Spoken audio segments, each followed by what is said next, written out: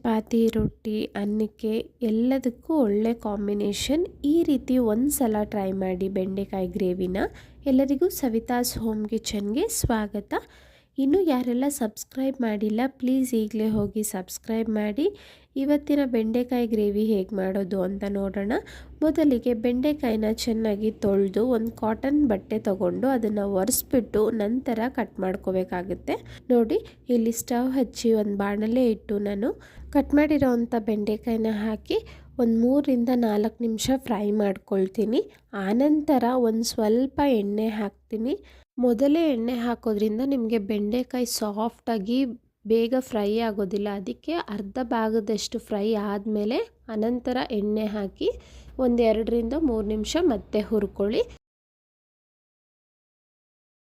ಈ ರೀತಿ ಮಾಡೋದ್ರಿಂದ ಬೆಂಡೆಕಾಯಿ ಚೆನ್ನಾಗಿ ಫ್ರೈ ಆಗಿರುತ್ತೆ, ಸಾಫ್ಟಾಗಿರುತ್ತೆ, ಹಾಗೆ ಅಂಟಿನಂಶ ಎಲ್ಲ ಹೋಗಿರುತ್ತೆ. ಮಸಾಲೆ ರೆಡಿ ಮಾಡ್ಕೊಳ್ಳೋಣ. ಸ್ಟವ್ ಹಚ್ಚಿ ಬಾಣಲೆ ಇಟ್ಟು ಒಂದು 2 ಸ್ಪೂನ್ ಎಣ್ಣೆ ಹಾಕಿ 2 ಮೀಡಿಯಮ್ ಸೈಜ್ ಈರುಳ್ಳಿ, 1 ಸಣ್ಣ ಟೊಮೆಟೊ, ಒಂದು 4-5 ಗುಂಟೂರು ಮೆಣಸಿನ್ಕಾಯಿ, 2 ಬ್ಯಾಡಗೆ ಮೆಣಸಿನ್ಕಾಯಿ 3 ನಿಮಿಷಗಳ ಕಾಲ ಚೆನ್ನಾಗಿ ಫ್ರೈ ಮಾಡ್ಕೊಂಡಿರಿ.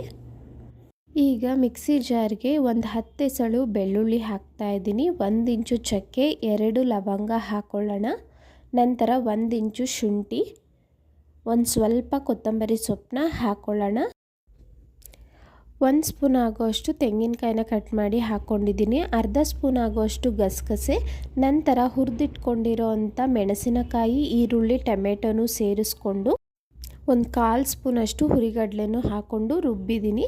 ಒಂದು ಸಲ ರುಬ್ಕೊಂಡು ಅನಂತರ 2 ಸ್ಪೂನ್ ಆಗೋಷ್ಟು ಧನಿಯಾ ಪೌಡರ್ನ ಸೇರಿಸಿ ನುಣ್ಣಗೆ ರುಬ್ಬಿ ಪಕ್ಕಕ್ಕಿಟ್ಕೊಳ್ಳಿ. ಈಗ ಒಂದು ಬಾಣಲೆ ಇಟ್ಟು ಇಲ್ಲಿ 4-5 ಸ್ಪೂನ್ ಆಗೋಷ್ಟು ಎಣ್ಣೆನ ಹಾಕ್ಕೊಳ್ತಾ ಇದ್ದೀನಿ. ಅನಂತರ ಅರ್ಧ ಸ್ಪೂನ್ ಆಗೋಷ್ಟು ಸಾಸಿವೆ ಹಾಕೋಣ. ಒಂದೇ ಒಂದು ಸ್ವಲ್ಪ ಹಸಿ ಕರಿಬೇವು, ಹಾಗೆ ಈರುಳ್ಳಿ ಒಗ್ಗರಣೆಗೆ ಬೇಕು ಅಂದರೆ ಹಾಕ್ಕೊಳ್ಬೋದು. ಒಂದು ಸಣ್ಣ ಈರುಳ್ಳಿ ಎಲ್ಲ ಫ್ರೈ ಆದ ನಂತರ ನಾವು ರುಬ್ಬಿಟ್ಕೊಂಡಿರೋ ಅಂಥ ಮಸಾಲೆನ ಹಾಕ್ಕೊಳ್ತಾ ಇದ್ದೀನಿ. ಆ ಮಿಕ್ಸಿ ಜಾರ್ಗೆ ಒಂದು ಸ್ವಲ್ಪ ನೀರನ್ನ ಹಾಕ್ಕೊಂಡು ಇಲ್ಲಿ ಹಾಕ್ಕೊಳ್ತಾ ಇದ್ದೀನಿ. ನೀವು ಕನ್ಸಿಸ್ಟೆನ್ಸಿ ನೋಡಿಕೊಂಡು ನೀರನ್ನು ಹಾಕ್ಕೊಳ್ಳಿ. ನಮಗೆ ಹಸಿ ಸ್ಮೆಲ್ಲೆಲ್ಲ ಹೋಗಿ ಮಸಾಲೆ ಕುದಿಯೋದಕ್ಕೆ ಸ್ಟಾರ್ಟ್ ಆಗಬೇಕು. ಕುದಿಯೋದಕ್ಕೆ ಸ್ಟಾರ್ಟ್ ಆದಾಗ ನೀವು ಹುರಿದು ಇಟ್ಕೊಂಡಿರೋ ಅಂಥ ಬೆಂಡೆಕಾಯಿನ ಹಾಕ್ಕೊಳ್ಳಿ. ಅನಂತರ ರುಚಿಗೆ ತಕ್ಕಷ್ಟು ಉಪ್ಪನ್ನು ಸೇರಿಸ್ಕೊಳ್ಳಿ. ಈಗ ಬೆಂಡೆಕಾಯಿ ಹಾಕಿದ ನಂತರ ಚೆನ್ನಾಗಿ ಮಿಕ್ಸ್ ಮಾಡಿ ಒಂದು 4-5 ನಿಮಿಷ ಕುದಿಸ್ಬೇಕು ಅಷ್ಟೇ. ಬೆಂಡೆಕಾಯಿಗೆ ಮಸಾಲೆ ಎಲ್ಲ ಚೆನ್ನಾಗಿ ಹೊಂದ್ಕೊಂಡು ಗ್ರೇವಿ ಥರ ಇನ್ನೂ ಸ್ವಲ್ಪ ಗಟ್ಟಿಯಾಗುತ್ತೆ.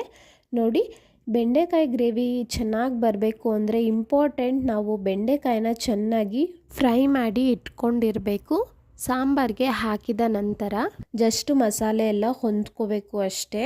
ಅಂಶ ಇದ್ದರೆ ಎಲ್ಲ ನಮಗೆ ಬೆಂಡೆಕಾಯಿ ತಿನ್ನೋದಕ್ಕೆ ಚೆನ್ನಾಗಿರೋದಿಲ್ಲ. ನೋಡಿ, ಗ್ರೇವಿ ಥರ ಗಟ್ಟಿಯಾಗಿದೆ. ಈಗ 4-5 ನಿಮಿಷ ಆದಮೇಲೆ ನಾನು ಸ್ಟವ್ನ ಆಫ್ ಮಾಡಿ ಸರ್ವ್ ಮಾಡ್ತಾ ಇದ್ದೀನಿ.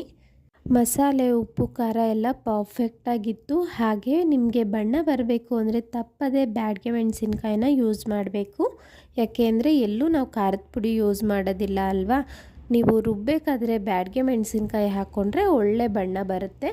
ನಾನಿಲ್ಲಿ ಅನ್ನದ ಜೊತೆ ಟೇಸ್ಟ್ ಮಾಡಿದೆ, ತುಂಬಾ ಚೆನ್ನಾಗಿತ್ತು. ನೀವು ಚಪಾತಿ, ರೊಟ್ಟಿಗೆಲ್ಲ ಒಮ್ಮೆ ಟ್ರೈ ಮಾಡಿ. ನಮ್ಮ ಇವತ್ತಿನ ರೆಸಿಪಿ ನಿಮಗೆಲ್ಲ ಇಷ್ಟ ಆಗಿದೆ ಅಂದ್ಕೊಳ್ತೀನಿ. ಪ್ಲೀಸ್ ಲೈಕ್ ಮಾಡಿ, ಶೇರ್ ಮಾಡಿ. ಇನ್ನೂ ಯಾರೆಲ್ಲ ಸಬ್ಸ್ಕ್ರೈಬ್ ಆಗಿಲ್ಲ ಈಗಲೇ ಹೋಗಿ ಸಬ್ಸ್ಕ್ರೈಬ್ ಆಗೋದನ್ನು ಮರಿಬೇಡಿ. Thank you.